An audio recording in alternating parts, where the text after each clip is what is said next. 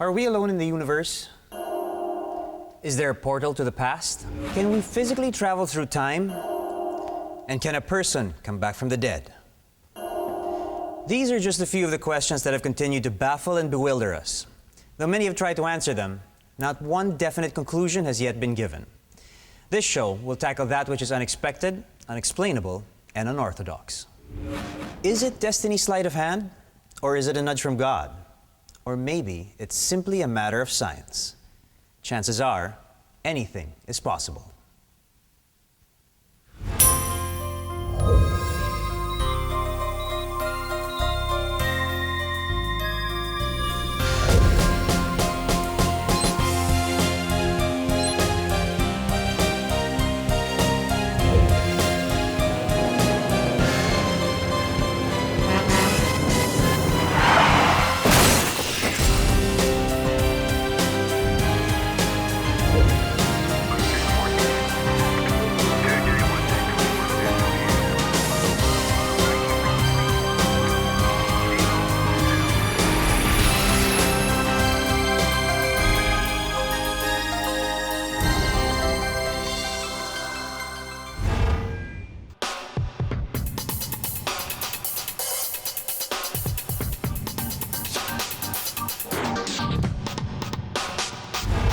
Let's face it, everybody wants to fall in love and be loved in return.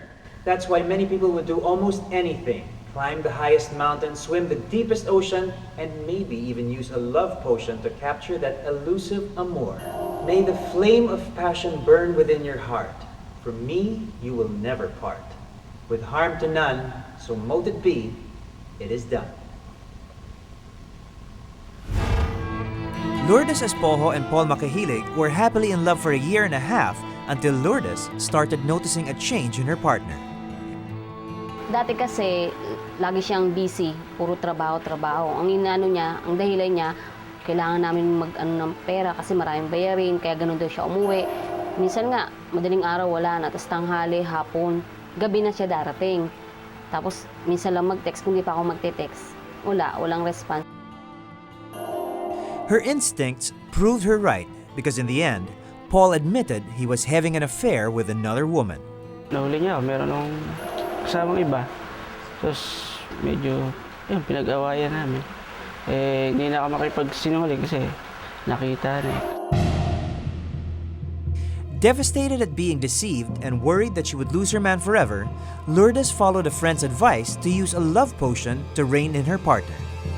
So nung una hindi pa ako interesado, pero nung parang worst na, yung natatakot na ako kasi talaga hindi na regular ang uwi, doon na nagkaroon na ako ng nagpursige na ako na sabi ko sa kanya, dalhin mo ako doon sa taong yun. For a week, Lourdes religiously used the liquid elixir, but to no avail. Then, she decided to use something more potent, a powdered concoction of different herbs which the intended subject must ingest. Hindi regular yung pag-uwi niya. So, tiniming ko na uuwi talaga siya. That time, tinext ko siya kung uuwi siya. Sabi niya, uuwi daw, dito nga manananghalian sa bahay. So, niluto ko yung paborito niya, yung sinigang. Pero hindi niya alam na habang piniprepare ko yung pagkain, doon ko na binudbud. As soon as Paul consumed the steaming soup, the love that was gone was once again rekindled. Pero nung pinainom ko na siya, nung natikman niya na yung gayuma, yun, naging ibang yakap ng yakap. Sabi ko, parang iba. Parang sabi ko, mukhang may kasalanan ka. Nasabi niya, masama bang maglambing sa'yo? Yung ganon. Iba talaga. Yun ang obserbasyon ko sa kanya. Proponents of love potions say these things can influence a person's free will if not manipulated. Meet Raymond Valera, a psychic healer and a spellcaster. He's been in the business of potion making for 30 years. His track record boasts a stunning number of satisfied clients whose love wishes and problems have been solved by his concoctions. 80% of his believers asked for love rituals instead of potions, and 2% of his clients decided to pursue the craft and become his students. When I was a spiritista, I was already exposed to oils that I had to use para makapag-close ng mga chakras, para hindi napasukin yung nagbi-medium, ganyan-ganyan. So, doon na nagsimula yung knowledge ko about elements, no? How to use the water for and fire and. In one of his dreams, Raymond started believing that he came from the enchanted world. He says he is half human and half fairy. He attributes his spellcasting ability to an underground group who trained and taught him the art of potion making. So marami ako na-discovery about opening the chakra. Liquid, my fire, which we use for candles, my earth. Gayumas or love potions come in different forms, but Raymond says he sometimes customizes them according to the need of his client. It's actually, ganito yan eh. Usually the tools that they use, yung ingredients, are based on certain affinities in nature. But Raymond is firm in saying that a gayuma or love potion should not be used to mess with another person's free will.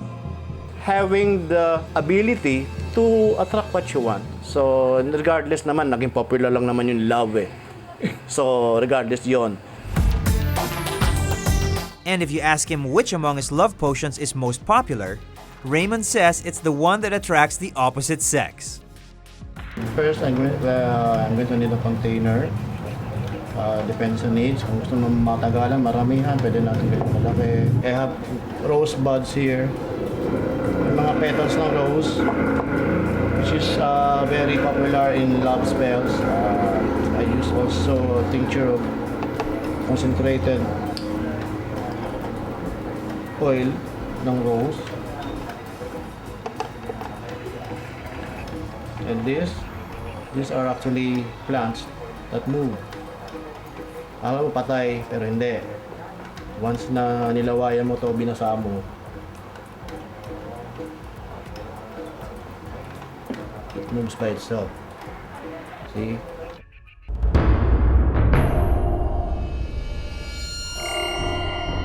I include this here. So buhay yan, buhay yan. Vanilla, i-sprayan ko ng konti.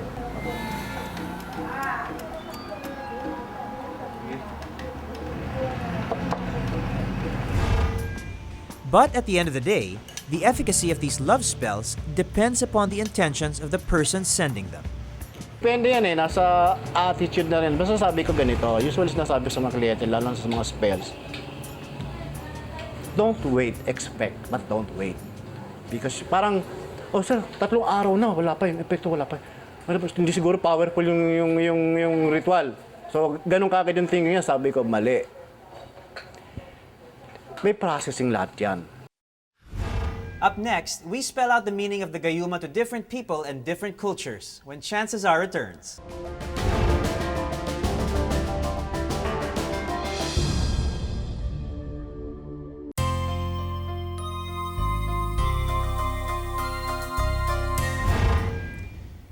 Have you ever fallen so crazy in love as to invoke the power of a magic spell? Have you ever felt so rejected and dejected as to resort to the use of an enchanted elixir? Then again, are love spells and love potions limited only to the fools, the unwanted, and the heartbroken? Gayuma is the Tagalog term for love spells, charms, and potions. It comes in many forms, such as herbal concoctions, animal parts, ammunitions, trinkets, or secret prayers. But apparently, a gayuma should not be mistaken for an aphrodisiac. Its primary purpose is to attract a potential partner, but it can also be used to bring back a love that has been lost, heal a broken relationship, or sometimes even snatch someone else's lover. In other countries, spells are also dime a dozen, and even the modern world of the internet has been penetrated by various websites offering spellcasting and rituals. For a very small fee, they promise you can win the person you desire. Lady D studied and was ordained as a priestess in a Romanian school of Wiccans in Europe. Wicca is a nature-based religion which venerates both their goddess and god. They believe that magic can be manipulated through witchcraft and sorcery. She is also a spellcaster knowledgeable in making potions or gayuma. Gayuma and love potions is the same. They're spells. Tinagalog lang, kaya ginawang gayuma. Actually, gayuma means pampaakit. It's basically, the word means to attract. So, in other words, hindi lang for love. We also have it for wealth, for health, to attract positive energies. Spell casting and potion making is not a phenomenon exclusive to the Philippines. It's said that it was practiced as a form of witchcraft in ancient times. Love potions are not unique. They're not unique to Philippine culture. They're universal in human cultures. We have documented cases in the 17th century in Europe that people resort to witches, and witches would make brews of love potions. So this is not unique. What is different in terms of Philippine culture is how it is mixed, who uses it, for what purpose it is, its efficacy, etc. Love spells are an integral part of Greek mythology. Aphrodite's husband Hephaestus created a golden girdle woven with magic. This served as a charm for the irresistible Aphrodite to be twice as attractive. Love spells can be traced as far back as the early Egyptian civilization, one of the earliest known human civilizations. In Europe, witchery and spellcasting have also been practiced since the early centuries. It apparently became a craze in the 1300s, prompting authorities to go on a witch hunt on the basis that any magic performed is a pact with the devil. But today, witchery is not only an acceptable practice in Romania, it is considered a legitimate occupation. In 2006, Romania's first official witch was registered. According to anthropologist Professor Nestor Castro, it is natural for God-fearing Filipinos to believe in love spells. I think Filipinos are really spiritual to begin with, and they believe in a lot of mysteries, mysticism. They're very ritualistic. I think this is a core value among Filipinos. When I say they're very spiritual, that doesn't necessarily mean that they're religious. They believe in spirits of the environment, they believe in spirits of nature. Wiccans like Lady D practice their craft in accordance with the lunar cycle. Lahat ng kilos namin, we move through moon cycles. Okay? Full moon, vanishing, waning, waxing, full moon, di ba? So, for each particular gayuma, for each particular potion, meron isang particular moon na pwede mong gawin. Yun lang bagay na yun. What are these love spells and potions? My best seller is the desire potion. It's pag nawawala na ng interest, nagtatabang. Yun. Tumatabang na, lagyan na ng something. In the olden times, exotic ingredients were required to brew a magical elixir. But nowadays, spells are simpler and more manageable. This is how Raymond formulates his potions. Pinakasimple lang na andun lang yung 4 elements, okay na sa akin eh. Sabihin natin may tubig, may stones, may scent. Okay na yon. But for Lady D, ingredients and timing are critical for potions to work. It has to come abroad. We ship it here, they ship it here, the oils get to be shipped here. And then to me, and then I make them, pero magbibilang talaga ako ng buwan. And then let's say full moon, in the right hour, I make it under the full moon with a full altar. And then, yun, we mix it up there. Though many claim to have used, tried to use, and intended to use gayuma to solve their love problems, the practice has but a few number of hardcore practitioners.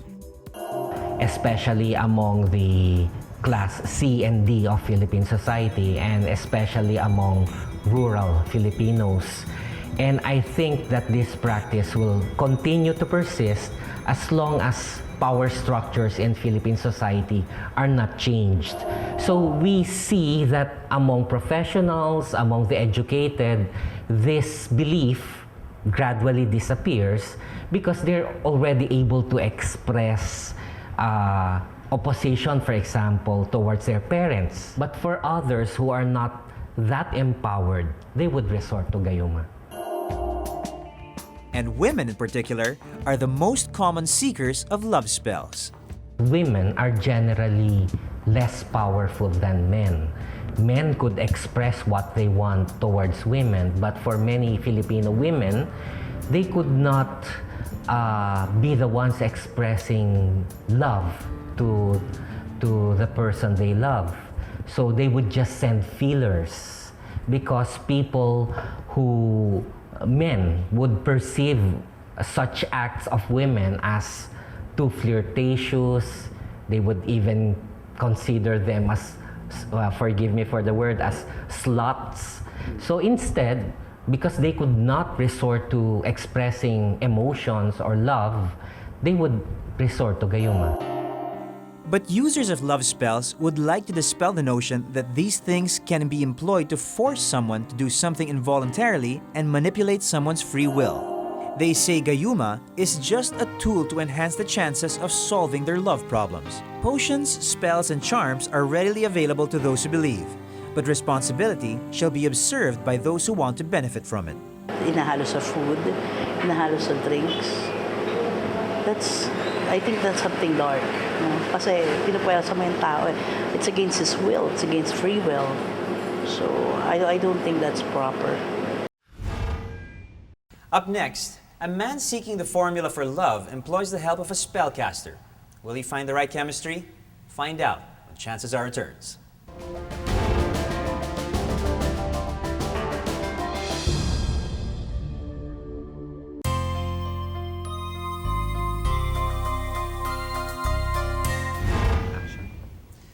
What's the typical love story? Boy meets girl, girl meets boy, and they fall in love, right? But what if the object of your affection is smitten with another? Would you simply charm your way into your beloved's heart by being patient and persistent? Or would you use a magic charm? Love. Many are successful in finding it, while others are not. Many leave it all to fate. Others find their own way to get it. And when desperation kicks in, some resort to extreme measures.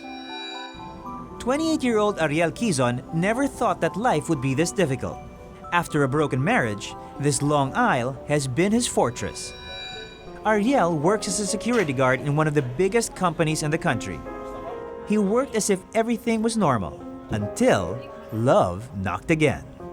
Nag-report ako sa security office namin, nagpalo up ako ng schedule. Tapos paglabas ko, nakatayo siya doon sa labas ng 7-Eleven. Ang ibang pakiramdam ko sa kanya. Tapos tinatanong ko kung may hinihintay ba siya. Sabi niya yung isang kasama daw niya. Soon they became a couple. They had the sweetest romance. But love, it seems, was playing tricks on him. When his girlfriend found out about his broken marriage, the girl decided to leave Ariel. Nagalit siya sa akin kasi tinanong niya ako nung nagkaroon ba ako ng asawa. Tapos sabi ko, wala nga eh. Simulang wala nga hindi ko namin yung anumang nakaraan ko. Tired of being alone and worried about losing the one he loved again, Ariel was desperate to win his girlfriend back. Kumbaga, nagtiwala ako sa gayumang ito kasi naramdaman ko rin din. Ariel meets Raymond Valera, who's been making love potions for 10 years. Siguro kailangan ko rin ng background there kung ano yung naging problema talaga. Ayaw nung sa akin na mag-text, ayaw na rin. Tapos huwag na daw akong tumawag. Yan ang sabi niya sa akin. I see. Alam mo kasi dahil nga sa yung nalaman niya na dati akong may asawa. Tapos hindi niya alam na naghiwalay na kami. Hindi pa may sabi. Ariel and Raymond willingly allowed our team to document everything that would take place tonight. Kasi dito ka na, sigurado ka. Opo. Kasi wala nang atrasan to. Pag inumpisa na natin to, mahirap wala nang bawian to. Sige, so magsisimula na tayo. People who want to use a love potion on another person need to undergo a cleansing process. Raymond customizes elixirs for his client. He has to meet them personally before he can make one. For Ariel, Raymond says he knows just what his client needs. We'll also try to protect the potion from negativity. When the potion is ready, a ritual is performed. It's actually nothing extraordinary, just a simple prayer to offer the potion to the gods. Ariel can almost smell romance. With the potion in his hands, he feels empowered that he will rekindle the love that was gone. Kaya kailangan sinusukbit sa katawan niya. Kailangan nakadikit sa katawan niya. Eager to patch things up with his ex-girlfriend, Ariel Quizon prepares to change the course of his fate tonight with his love potion. We accompanied Ariel on his visit to his ex-girlfriend to put the potion to the test. In order to avoid compromising the results of this experiment, we found it necessary not to disclose any details to Ariel's ex-girlfriend. Well, not yet anyway. Kabilin-bilin ni Kuya Raymond kanina. Pag malapit na daw ako, ilalagay ko daw to sa dalawang pulso ko. Saka dito, ito lalagay ko.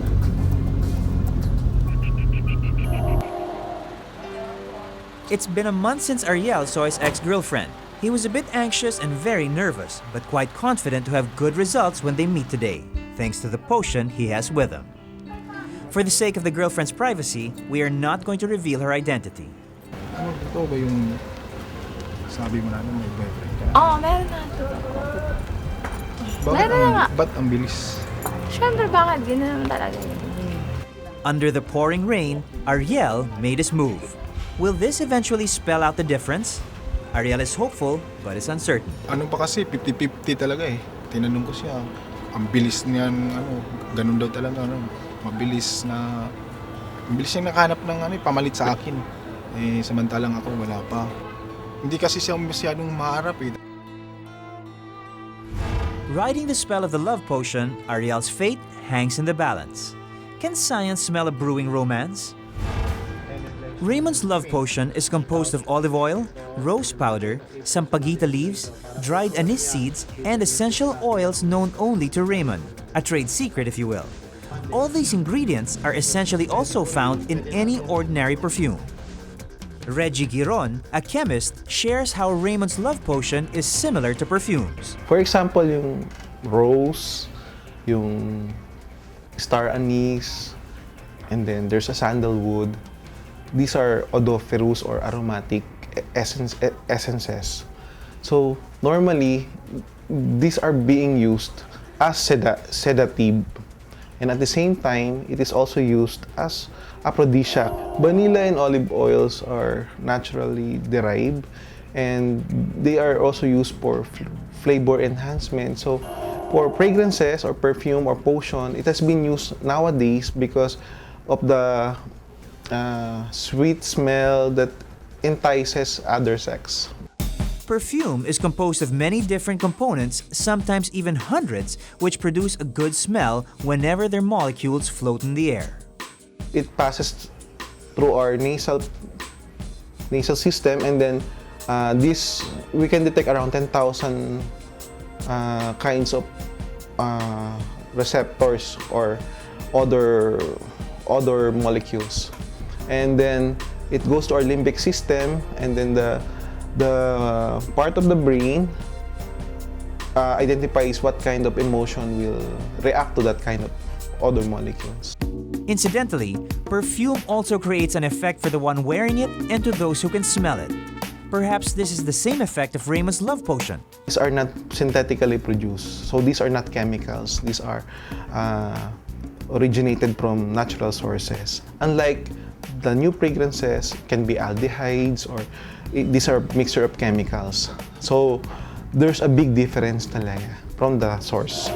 Technically, love potion perfumes are safe to use, but Reggie warns that some ingredients like stones, weeds, roots of plants, and other undisclosed substances can irritate the skin depending on one's sensitivity. If love potions have the same quality with that of an ordinary perfume, then why do some people claim to have been charmed by them? For psychiatrist Dr. Maria Bernadette Arsena, there are tried and tested ways to win someone's love and affection. She's quite doubtful, however, about the effects of gayumas in fixing a relationship or making love happen. The love potions is actually a controversial thing, no? Kasi for us in the medical world, parang walang gayuma o love potion. Dr. Arsena further points out that people tend to believe that these potions work because that's what they want to believe in. The brain is so powerful that when you command it to believe in something, it will process thoughts the way you want it to. It is the thought that this gayuma can help me make that person fall in love with me. So, pag sinabi natin conditioning, we try to let our brain and mind think na because of this potion, mangyayari ang gusto kong mangyari. And the mind, when the mind is fixed on one thinking, it is very powerful. Up next, get the scientist's prescription for love and attraction when Chances Are returns.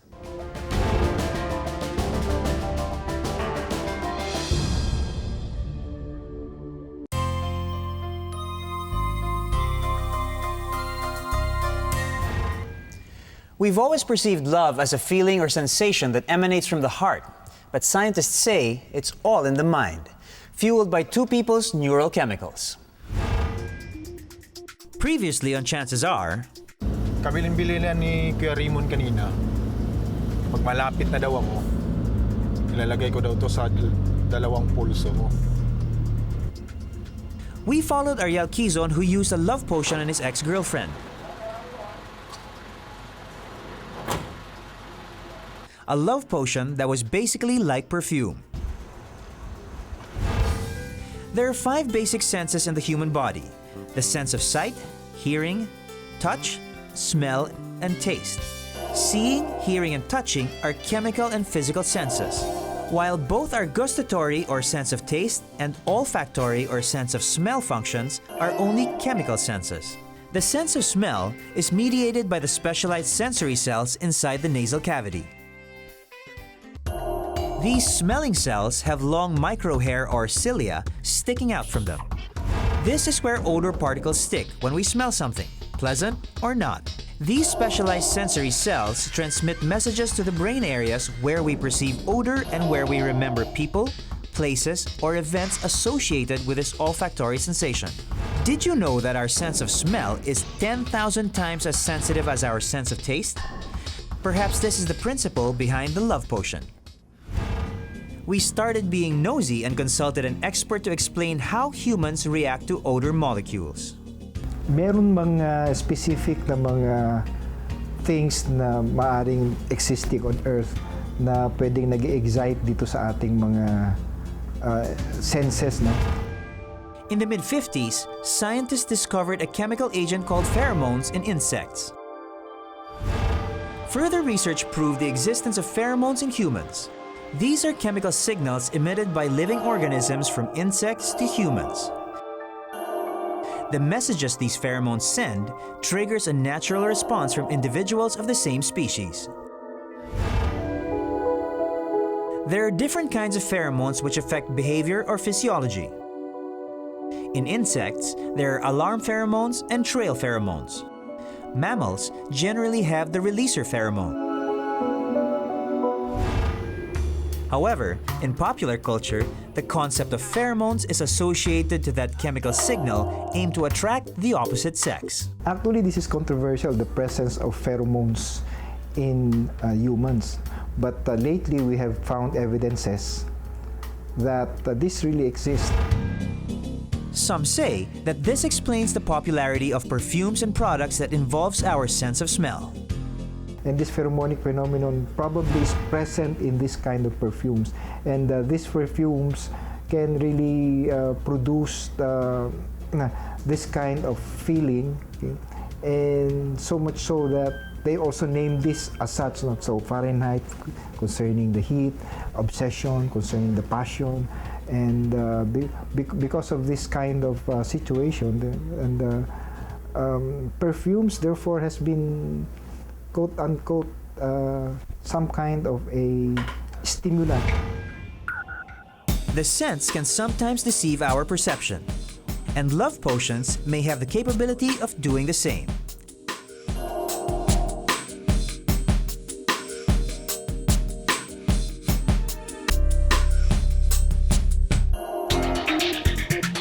Aromatherapy enthusiast and spa owner Mei Yi thinks that a person's perception through the sense of smell can be related to aromatherapy. Aromatherapy application siya and treating of mga psychological, emotional disturbances. Through essential oil, merong part ng brain natin na nag-i-stimulate yung neurons natin at saka yung nerve ng brain natin na nagsasabi na, oops, we have to relax. Aromatherapy is a form of alternative medicine that uses volatile liquid plant materials known as essential oils and other aromatic compounds from plants for the purpose of affecting a person's mood or health. This is perhaps how Raymond's love potion works. Like yung fragrance, yung pabango. Diba, pag gusto natin palaging naaamoy, palagi natin ginagamit. So tingin ko, parang ganun lang din yon. Kung yung tao or sino man yung pinaglagyan mo, no, parang may part lang ng brain na natin na nagsasabi na gusto mo lang siya palaging maamoy. Like aromatherapy, it could also be a way of conditioning the mind. Medyo depressed ka or hindi ka makapag-relax. So, using aromatherapy sa burner lang, no, makakapag-relax yung mind mo. Mawawala yung stress mo. At saka may mga aromatherapy, may essential oils na nakakaantok. So from there, nakakatulog ka, nakaka-relax yung mind. Meanwhile, 2 days have passed since Ariel paid his ex-girlfriend a visit and used Raymond's love potion on her. Since that meeting, Ariel has been holding onto his cell phone, just in case his lady love calls or texts. Up next, will this love story have a magical ending? Or will it be a tale of unrequited love? The final chapter when Chances Are returns.